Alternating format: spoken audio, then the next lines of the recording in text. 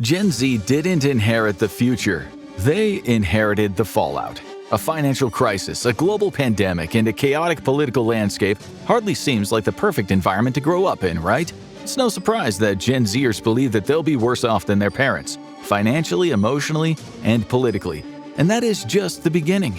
On today's episode of The Infographic Show, we're explaining why life sucks for Gen Z and how it's only going to get worse. If there is one thing every generation has in common, it's that they start with a sense of hope. Everyone is told you can be anything you want to be when you grow up, and we believe it. School is a time to discover what you love, and then you launch into college or a career where you pursue it. Sure, every generation has its troubles. The greatest generation and the baby boomers both saw themselves drafted en masse into large-scale conflicts as they left high school. But that hasn't stopped past generations from making their mark on the world. But could Gen Z be different? The age group that was born between 1997 and 2012, Gen Z has a lot of unique things about it. It was born into a new millennium with very few remembering anything about when the calendar read 19. In fact, if millennials want to feel old, just wait until a Gen Z coworker asks them what it was like back in the 1900s. Additionally, this generation was the first to be born into a world of modern technology. While the internet was a curiosity for most millennials as they were growing up, it was essentially a utility for most Gen Z members. They can't imagine a world without it, and most of them have been using a smartphone since they were kids. But the world isn't turning out how they had hoped. Growing up in a world of skyrocketing technology no doubt made many Gen Z members think that they were about to enter an exciting future. But instead, it's been essentially chaos ever since the 2000s began. For older Gen Z, the 9/11 terror attacks are likely one of the first things they remember, and the extended wars that followed cast a pale over the entire decade. And that was followed by a terrible financial crisis in 2008 that detonated the job market for several years. It not only set the millennials back years, it created competition between the two generations as Gen Zers prepared to enter the job market. But a much bigger earthquake was coming for the kids. The 2010s turned the political landscape toxic, and for many young people, their parents' claims that America had the most stable politics in the world started to sound like a bad joke. But despite this, the economy was largely strong, and as the youngest Gen Z members hit adulthood, they still had hope for the state of the world. After all, it wasn't like the bottom was just going to fall out, was it? And then, a once-in-a-century crisis happened. The last time a massive pandemic had hit the United States was 1918, as the Spanish flu devastated an already struggling country after World War I. While the COVID-19 pandemic didn't lead to nearly the same level of death, it did essentially shut down the country for months, and that hit Gen Z the hardest. The youngest Gen Zers, only 8 years old at the time, were pulled out of school and left to muddle through online learning with teachers who barely understood it themselves. Older Gen Z lost critical moments from college and high school, with millions missing out on prom and graduation, something they would never get back. And when the world opened up again, it just wasn't the same. We've all felt it. Things came back after COVID, but they weren't as good as they used to be. Maybe the 24-hour diner near you now closes at 10:30. Or maybe your favorite snack bag just feels a little lighter despite getting more expensive. And of course, the many places that had to furlough workers during the pandemic just never hired all of them back. There were fewer job opportunities, less variety in where to shop and what to buy, and everyone just seemed a little sadder and less friendly than they used to be. And of course, one thing just kept on climbing. If you ask Gen Z what is the biggest problem in the world right now, they're almost definitely going to say, "I can't afford anything." Inflation got out of control after COVID, and while it has slowed down, prices certainly aren't going back to what they used to be. That makes it trickier to make ends meet, with just about everything costing more than it used to. Groceries are expensive, rent is skyrocketing, and the basics of life are getting harder and harder to afford even if you have a good, steady salary. That is, if you can get a job at all. Ask most Gen Zers out of school and they'll tell you that the job market feels broken. Sure, companies say they're hiring, but applicants report sending out hundreds of resumes and hearing nothing back. Not even a rejection. And there's a reason for that. Workers say their teams are shrinking, but the workload is growing. As colleagues are let go, the assignments keep on piling up, but the paychecks stay exactly the same. And not even the best guarantee of success is working anymore. The oldest Gen Z are around 28, which means they are finishing college or out of it already, and they've gotten a harsh lesson that an advanced degree isn't worth what it used to be. Many of those who took liberal arts and humanities degrees in particular say there is an extreme lack of jobs out there, with many competing for spots in the same faculty they graduated from. The bad news is, Their Boomer and Gen Z teachers probably can't afford to retire, so good luck with that. And while their parents no doubt encourage them to get an advanced degree to secure their future, that's not turning out to be a guarantee.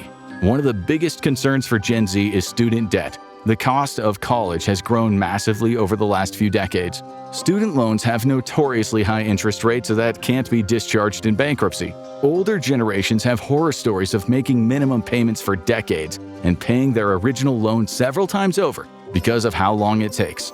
But if Gen Z doesn't have jobs, how are they supposed to do that? Younger voters have been waging an extended campaign for the government to forgive their student loans, and while previous administrations took some unilateral steps to remove the burden, the current one has been moving in the opposite direction and saying pay up. And that's left young people scraping for anything they can get. Your grandpa might tell you, don't take no for an answer. If you want a job, just walk in there and demand to talk to the CEO. He'll admire your gumption.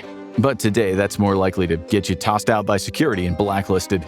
Gen Z job seekers have fallen back on part-time jobs and gig work, with many working more than one job at the same time. Some gig jobs promise flexibility and decent pay, but some feel like a constant battle.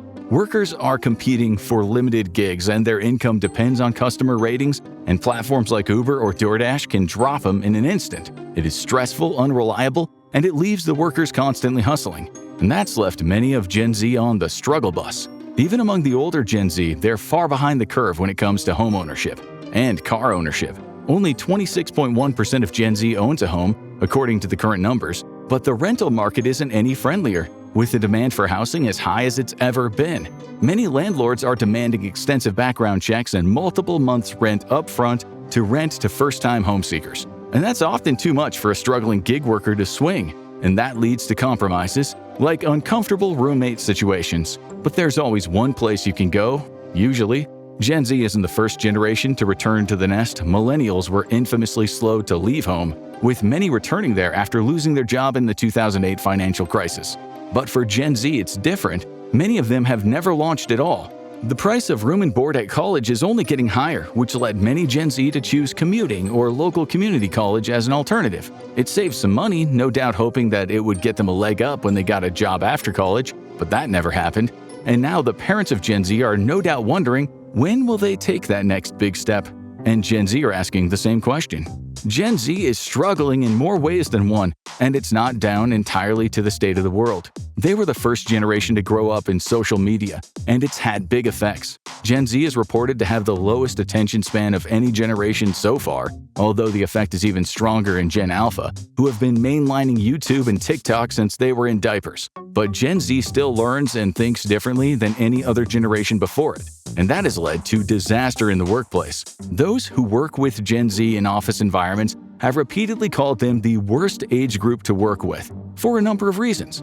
Their attention span is a big issue, but so is a heightened emotional state that leads to many of them being much more open and honest about how they're feeling. They're less afraid to express discontent in the workplace, which may be psychologically healthy, but maybe not so great for job prospects.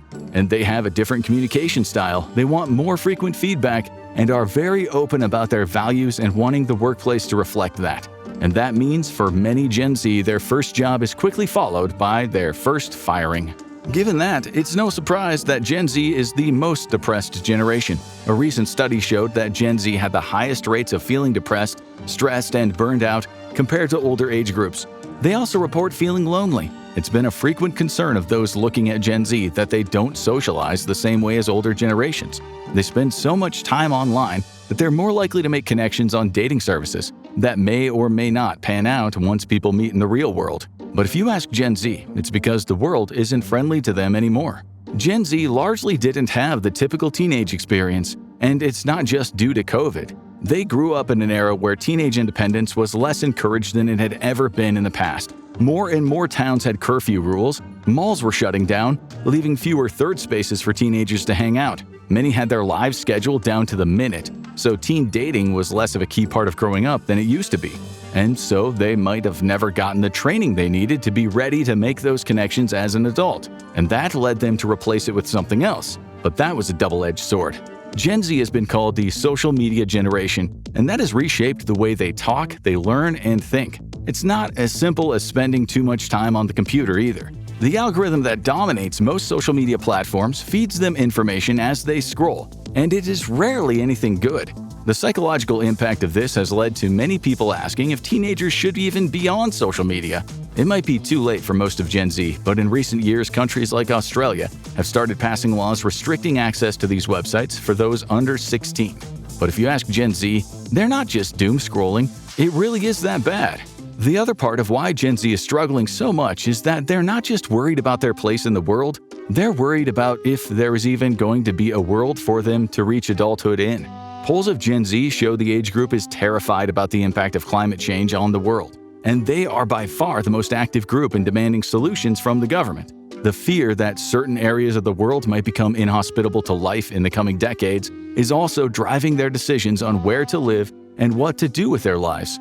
And it's not the only issue where they are increasingly worried that things are going backwards. Gen Z is by far the generation with the highest number of members identifying as part of the LGBTQ rainbow. Over a quarter of the group puts themselves on that spectrum. This is around double the number of millennials who do, and it seemed like things were becoming more and more acceptable for this group. But in recent years, Gen Z has watched a worrisome trend as backlash occurs to the trans rights and even general queer rights movements. Companies are intimidated into canceling Pride Month displays, and governments discuss actively rolling back the progress that was made. This leaves many Gen Z members worried if they have already seen the country's best days.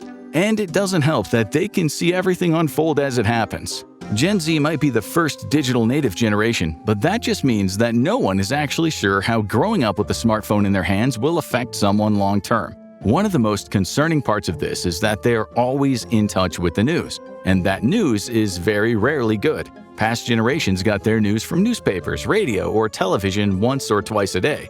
But young people frequently get it from social media, and that means that they can have horrible images from conflict zones around the world sent to them in real time. No matter what the conflict, it takes its toll on a person's mental health. And the worst part is, it might not even all be true. One of the biggest challenges on social media today is telling fact from fiction. With advanced Photoshop and AI tools, it's easier than ever for scammers to create fake images that tug at the heartstrings, usually followed by a desperate plea for help. At best, it's a way to get money out of people. At the worst, it can be a way to fish for personal information and hack people's accounts. And there are thousands of them out there, often based in telemarketer farms across the world. And unlike the scam calls claiming that someone needs bail money, the victims here are almost entirely Gen Z. But technology is not slowing down, and it might be about to make everything much worse. Usually, when a new technology makes its debut, the new generation is the first to embrace it. We all remember spending hours trying to help Grandma set up her first cell phone as she wondered what was wrong with the old rotary. But that may not hold true for the age of AI. The rise of chatbots and similar applications may only be less than 5 years old, but it feels like it's been around forever. Everyone is typing their questions into ChatGPT now, and just about every social media company has rushed to incorporate it into their service. But could it be ready to take over everything? Younger Gen Z has been the canary in the coal mine when it comes to AI, and they have embraced it with gusto, much to the horror of their teachers. Students are reportedly using ChatGPT to write papers, answer questions in class, and cheat on tests, and many of them are shocked when they find out that it's considered cheating. This has continued into college, with some students bragging about using the service to write their final thesis, and colleges struggling to keep up and using ineffective plagiarism detectors that often snare the wrong person. But it might have lasting impacts on a whole generation. There's been a consistent pattern of attention spans dipping between generations, but Gen Z and Gen Alpha have shown the most precipitous drop by far. This is largely due to the increase in short-form content on the internet, as from an early age kids become used to understanding things in short clips. This has made TikTok particularly popular, as the social media app uses short-form video, often combined with music. But it's caused a major long-term issue. Gen Z and their younger cohort struggles in school, and older Gen Z are struggling in the office, with many reporting difficulties with staying focused and balancing multiple tasks. So it is no surprise that many are getting fired from their jobs. That is, if there are any jobs left. One of the biggest concerns Gen Z has is if the job market is about to fall out from under them, and it already has in some ways. Automated AI now screens resumes before a human ever sees them. But that is just the beginning. For those about to enter the workforce, the real storm is still forming, as the combination of recession, tariffs, and AI combine into The job apocalypse. Are we truly headed for a future with no work for anyone? That might be an exaggeration, but the number of jobs endangered by AI could be massive. If a lot of companies decide that cheap and bad is better than expensive and good, artists and graphic designers are already seeing their work being supplemented by AI. Meanwhile, writers aren't being replaced just yet. Plenty of content farms are using it to generate content loaded with keywords that makes little sense, but it gets the search engines humming. And then there are the people who work with massive amounts of data, be it in the financial, legal, or medical field. Using an AI algorithm to filter through all that makes the work a lot cheaper, if less accurate. Well, hopefully no one will notice. And that's leaving everyone to go, hey, what about us? Everyone is endangered by the AI boom, but older generations have some things going for them. Many of them have more practical skills that will insulate their jobs for a while. After all, no one is hiring ChatGPT to install a new roof, or wipe out a termite nest, or whip up a batch of custom cupcakes. And many of them already have a nice nest egg saved up that could tide them over if they need to start a new job. Whereas Gen Z has started off on a rough footing. The combination of student debt, a rough job market, and shrinking opportunities to use their skills has raised a terrifying prospect. Could Gen Z become the first generation to wind up poorer than the generation before it? Even millennials ended up eclipsing Gen X due to the eventual economic recovery, although it was quite a difficult journey to get there. But Gen Z doesn't feel like they're climbing up a ladder slowly, they feel like they're sliding down a greased ravine with plenty of sharp rocks along the way. They say that it's not just that they're struggling, it's that the world isn't built for them anymore, and there needs to be serious changes made. And soon, they'll be in charge. Maybe. Gen Z is making its first steps into the political scene, but no one knows what side they'll be on. Before 2024, most leaned Democratic at the polls, but Gen Z isn't easily boxed in. They're political iconoclasts, challenging the status quo on both sides of the aisle. Gen Z politicians have included liberal gun control activist, Congressman Maxwell Frost, and influencer turned congressional candidate Kat Abu-Ghazala, who is a firebrand progressive. None of them are advocating for business as usual, even if none of them could likely agree on what needs to be done. And if you ask the average Gen Z, maybe they think the whole system needs to change. Many say that there needs to be reforms like universal basic income, anti-AI laws, and a change to the role of money in politics to make it easier for them to get their footing. They say the situation isn't getting any better, and you can't have a whole generation who gets out of school and finds the American dream is simply out of reach for the vast majority of them. To which many of the older generation likely says, "Quit your whining." Want to know how Gen Z stacks up against those who came before? Watch Every Generation Explained in 10 minutes to see how a century of Americans breaks down, or click on this video instead.